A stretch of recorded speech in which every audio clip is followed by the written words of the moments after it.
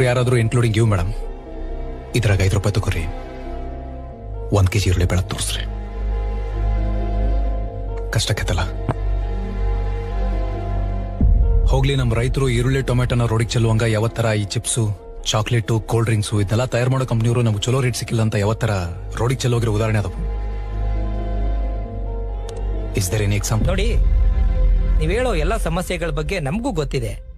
ಈಗ ನಾನ್ ಕೇಳೋದೇನು ಅಂದ್ರೆ ಇದ್ರ ಬಗ್ಗೆ ನಿಮ್ಮ ಮುಂದಿನ ವಿಚಾರ ಏನು? ನೀವೇನ್ ಕೆಲಸ ಮಾಡ್ತೀರಿ ಸರ್? Government job?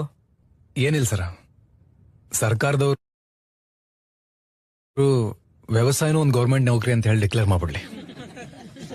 ನಿಮ್ ವಿಚಾರ ನಾವು ಮುಂಜಾನೆ 10 ಗಂಟೆಗೆ ಹೊಲಕ್ಕೆ ಹೋಗ್ತೀವಿ, ದೊಡ್ಡ ಸಂಜೆ ಮುಂದೆ 5ಕ್ಕೆ ಮನೆಗೆ ಬರ್ತೀವಿ. ಸಂಡೇ ಒಂದು ದಿವಸ ಸೂಟಿ, ತಿಂಗಳ ಬೇಸಿಕ್ TA DA HR ಅಂತ ಅನ್ಕೊಂಡು ಅದನ್ನು ಫಿಕ್ಸ್ ಮಾಡ್ಬಿಡ್ಲಿ. ಬರೋಬ್ಬರಿ ಆಕೈತಲ್ಲ?